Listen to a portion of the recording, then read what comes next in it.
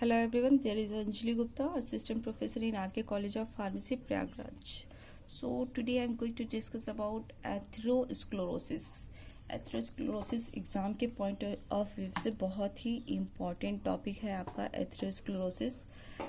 ये आपके पैथोफिजियोलॉजी में दो जगह दे रखा है। आपका फर्स्ट यूनिट का जो लास्ट पार्ट है एथेरोस्क्लेरोसिस उसमें भी दे रखा है, प्लस आपके कार्डियोवैस्कुलर डिजीज़ में भी जिसकी हमें पैथोजेनेसिस पढ़नी है, पैथोफिजियोलॉजी पढ़नी है, उसमें भी एथेरोस्क्लेरोसिस दे रखा है। तो अगर हम एक जगह पढ़ लेते हैं तो दोनों जगह हमारा काम हो जाएगा दोनों यूनिट में। तो एथेरोस्क्लेरोसिस होता क्या है बेसिकली, ये आपकी क्या है वेन या आर्टरी डिजीज है, इसको हम बोल सकते हैं atherosclerosis vascular disease, AS atherosclerosis vascular disease. It is a disease in which plaques मतलब होता है येलोइश पार्ट। ये प्लेक्स आपका कोलेस्ट्रॉल्स भी हो सकता है, ट्राइग्लिसराइड्स भी हो सकता है। ये plaques build up in the side artery becomes, ये जो आपकी आर्टरीज है, आर्टरीज के साइड में, आर्टरीज के वॉल्स में, इसलिए क्या होगा, इसका डिपोजिशन होगा किसका, प्लेक्स का। ठीक है, arteries becomes narrow and hardened due to the excessive बुल्डअप।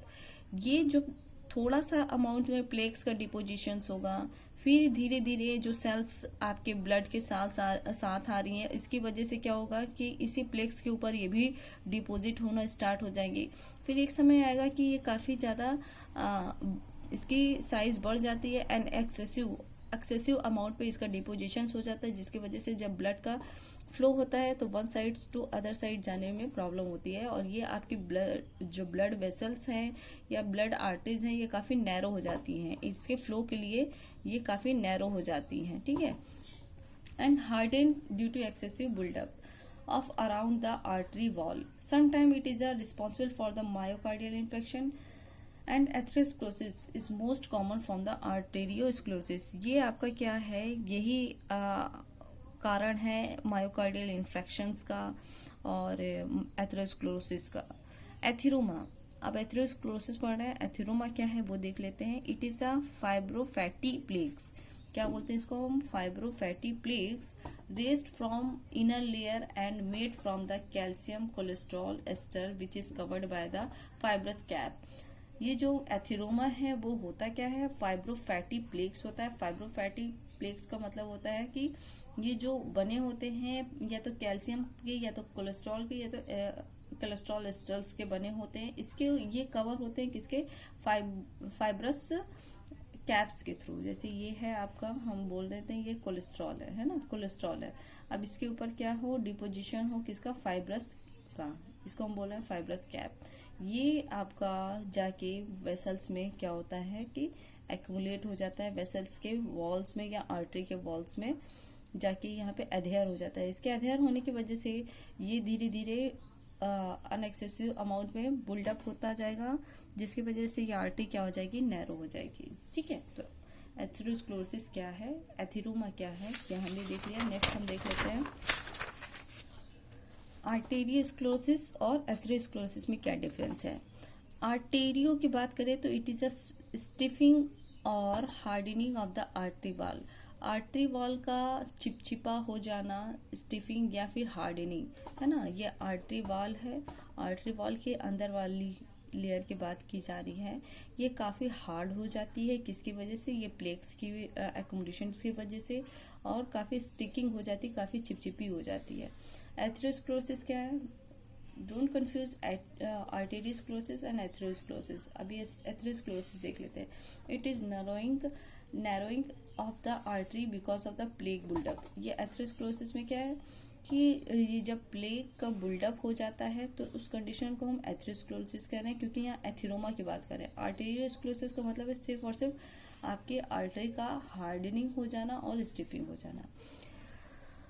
जैसा कि सभी डिजीज़ में मैंने भी आपकी पैथोफिजियोलॉजी की जब फर्स्ट क्लास ली थी उसमें ही बताया था कि सभी डिजीज़ में हमें कुछ पॉइंट हैं जो कि हमेशा पढ़ने हैं। किसी भी डिजीज़ का इंट्रोडक्शन, डिजीज़ की इटियोलॉजी, दैट मीन्स कि क्या कॉजेज़ है डिजीज़ के, फिर डिजीज़ के क्या साइन एंड सिम्टम्स आते हैं किसी भी डिजीज़ हो जाने की वजह से, फिर बॉडी में इसका क्या कॉम्प्लिकेशंस और अदर कॉम्प्लिकेशंस क्या हो सकता होता है, और मेन है उसका पैथोजेनेसिस कि उस डिजीज़ का डेवलपमेंट आपके बॉडी में कैसे हो रहा है, वो डिजीज़ कैसे आपकी बॉडी में उसकी जेनेसिस हो रही है। ठीक है, तो अभी हम एथेरोस्क्लेरोसिस की बात कर रहे हैं, तो इंट्रोडक्शन हमने पढ़ लिया, और अब बात करते हैं इसकी एटियोलॉजी की, इसके कॉजेज़ की।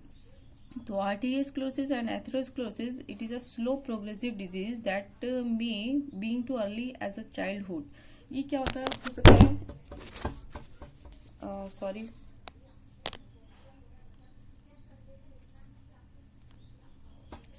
For interruption. एटियोलॉजी में हम कॉजेस की बात कर रहे हैं कि ये जो एथेरोस्क्लेरोसिस हो सकता है कि आपका फूड जिस तरीके से इनटेक कर रहे हो, ये फूड पे काफ़ी डिपेंड करता है कि आजकल बच्चे आप देख रहे हो कि फास्ट फूड ज़्यादा टेक कर रहे हैं, पिज़्ज़ा बर्गर, जो कि बहुत ही हाई कोलेस्ट्रॉल्स के होते हैं, इसकी वजह से। तो it may as a early age a childhood although this exist cause of unknown. इस तरीके से हम बहुत अच्छे तरीके से पता नहीं कर पाते कि एथेरोस्क्लेरोसिस का क्या मेन कॉजेज है। एथेरोस्क्लेरोसिस में स्टार्ट विद द डैमेज या injury to the inner layer of the artery. ये आर्टरी का और या इनर लेयर क्या करती है, फर्स्टली डैमेज करने स्टार्ट कर देती है, क्योंकि आर्टरी के इनर लेयर में ही किसका एथेरोमा का एक्युमुलेशन हो रहा है।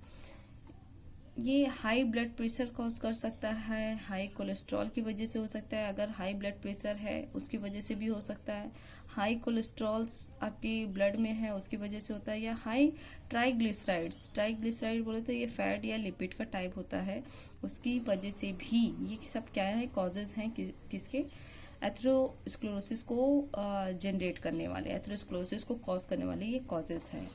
नेक्स्ट बात करते हैं और क्या क्या कॉजेज हो सकते हैं, जैसे कि smoking and other sources of tobacco का आप इंटेक कर रहे हो और स्मोकिंग कर रहे हो, उससे भी हो सकता है आपका एथेरोस्क्लेरोसिस। या इंसुलिन रेजिस्टेंस, इंसुलिन आपकी बॉडी में रेजिस्टेंस है बट आप इंसुलिन को या इंसुलिन की इंजेक्शन लगवा रहे हो, उसकी वजह से भी क्या हो सकता है, एथेरोस्क्लेरोसिस कॉज हो सकते हैं।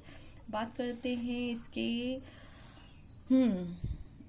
पैथोजेनेसिस की, कि फर्स्टली इसकी जेनेसिस कैसे होती है, पैथोजेनेसिस की जेनेसिस क्या होती है। The fatty substance carried in blood accumulated in the inside of the arteries and form yellowish deposit called atheroma. मैंने पहले ही बताया कि एथेरोमा क्या है, आपका फैट एक तरीके का येलोइश पार्ट है फैट का या लिपिड का, जो कि आपके ब्लड में कैरी करता है। यही जो आपके ब्लड में कैरी करता है, ब्लड के साथ जाके या आपके आर्टरी के वॉल में साइड में वो क्या हो जाता है, एक्युमुलेट हो जाता है। ठीक है, the atheroma is restricted the blood flow through the arteries. In addition the muscles layer of the artery wall becomes thickened narrowing and artery.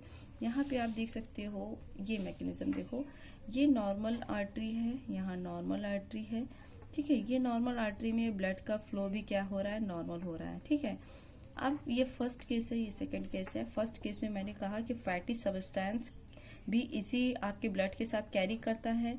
ठीक है, धीरे धीरे क्या करता है, ये ब्लड के वॉल में इनसाइड या inner side of the arteries, इसमें क्या होगा, ये येलो फैटी पार्ट का डिपोजिशन हो जाता है, जिसकी वजह से क्या होगा कि ये रिस्ट्रिक्ट हो जाता है, ये रास्ता ब्लड के फ्लो के लिए रिस्ट्रिक्ट हो जाता है। ये किसकी वजह से हो रहा है, इस एथेरोमा की वजह से हो रहा है। इसमें क्या होगा, इसकी वजह से ये जो आपकी वॉल है, आपकी जो आर्टरी है, वो काफ़ी नैरो हो जाएगी, पतली हो जाएगी ब्लड के फ्लो के लिए, और ये क्या होगा, काफ़ी थिकन हो जाएगी और ये मोटी हो जाएगी। यही आपकी क्या होगी, मोटी हो जाने की वजह से जो ब्लड के फ्लो का वे है, डायरेक्शन है या रास्ता है, पाथवे काफ़ी नैरो हो जाएगा। इसमें क्या होता है, tiny blood cells responsible for the clotting में collect the surface of the deposit and in the formation of the blood clot. अब ये कुछ प्लेटलेट्स होंगे, प्लेटलेट्स आके आपके ब्लड में जो प्लेटलेट्स है वो आके इसी एथेरोमा पे क्या होंगे, एक्युमुलेट होना स्टार्ट कर देंगे। ये जब एक्युमुलेट होना स्टार्ट कर देते हैं, ये आपका क्या हो जाता है, क्लॉट बन जाता है, ये पूरा का पूरा क्लॉट हो जाता है। जब ये आर्टरी में आपके पूरी की तरह क्लॉट हो जाएगा, तो जो आपका ब्लड का पाथवे था, ब्लड का डायरेक्शन है एक वे से दूसरे वे पे जाने के लिए, ठीक है। तो अभी यहाँ पे इंटरप्शन हो गया। अब क्या, अभी तक क्या था कि ब्लड नैरो, यहाँ पे एथेरोमा की वजह से ये काफ़ी आर्टरी नैरो हो गई थी, ब्लड बट क्या था, ब्लड आ रहा था। यहाँ पे जब क्लॉट पूरी तरीके से कॉज हो जाएगा, क्लॉट की वजह से, क्लॉटिंग हो जाने की वजह से अब ब्लड का जो वे है वो इंटरप्ट हो जाएगा।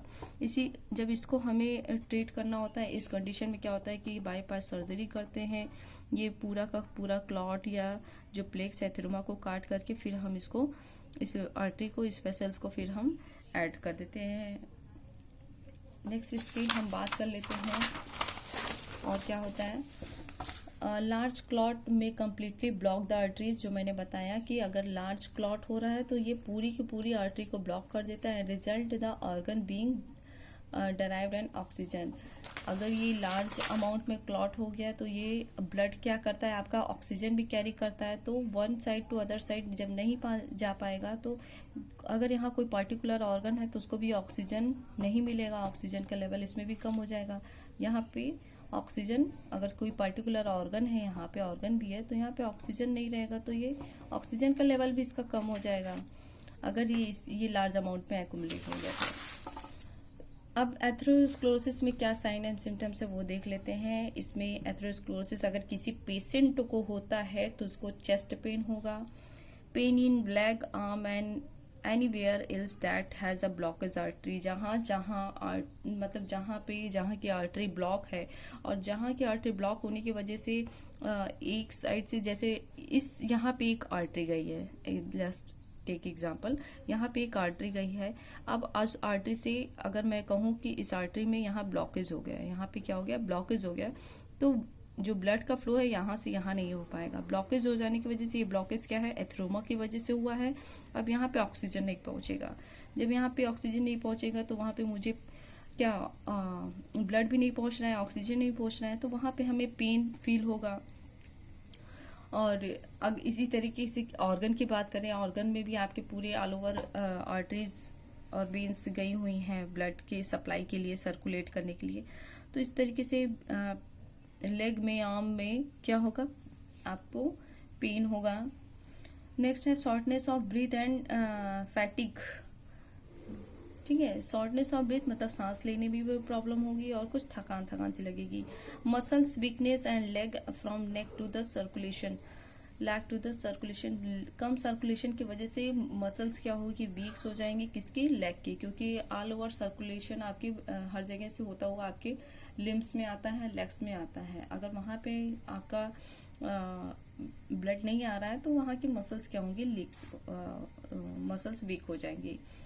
ये हो गई सिम्टम्स की बात। साइंस की बात करें तो वीक पल्स हो जाता है, कूल स्किन, अगर ब्लड का फ्लो वन साइड से अदर साइड नहीं जा रहा है तो यहाँ पे ब्लड का फ्लो ही नहीं हो रहा है, ब्लड का फ्लो हो ही नहीं रहा है, तो वहाँ पे क्या होगी, स्किन क्या होगी, कूल हो जाएगी, ये स्किन कूल हो जाएगी, क्योंकि ब्लड के फ्लो की वजह से ही वहाँ पे स्किन क्या होगी, आपकी वार्म रहती है। अब यहाँ पे ब्लड नहीं पहुँच पाएगा तो ये कूल स्किन हो जाएगी, और पल्स क्या होगा, इसका वीक हो जाएगा।